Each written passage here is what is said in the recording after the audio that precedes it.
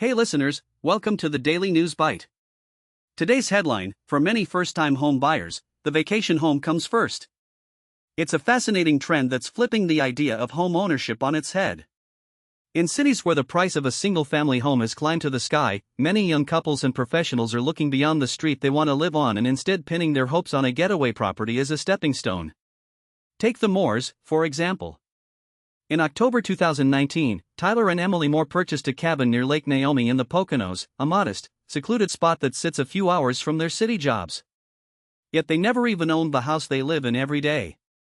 They still rent that primary residence, using the Lake Naomi home as a second home investment. It's not just a vacation escape, it's the first mortgage they can afford, a tangible entry into the property market, and it opens up a path to eventually buy their main home.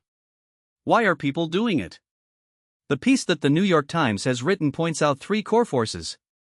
First, the mountains and lakes that make for idyllic retreats are also more affordable than the city blocks and ultra-high-rise condominium.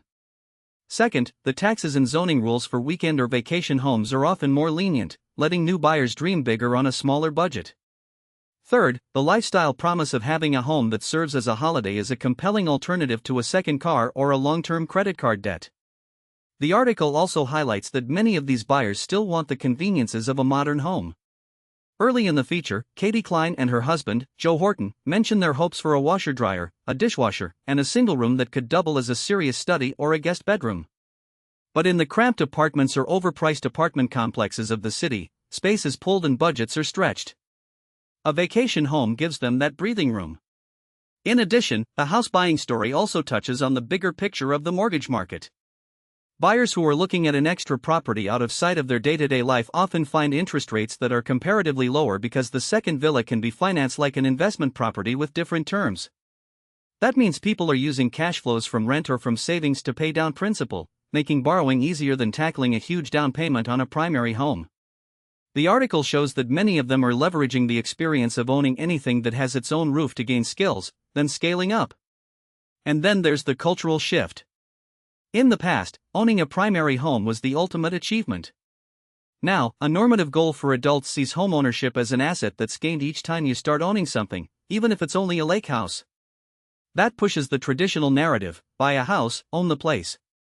Instead, folks say, buy a lake house, treat it as an investment first, then use that equity to purchase a frontline city home when the market is sweeter.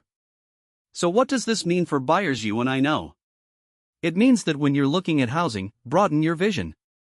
Reach beyond what is shown on the nearest mortgage calculator and think about the second property as a stepping stone, not as a limiting detour.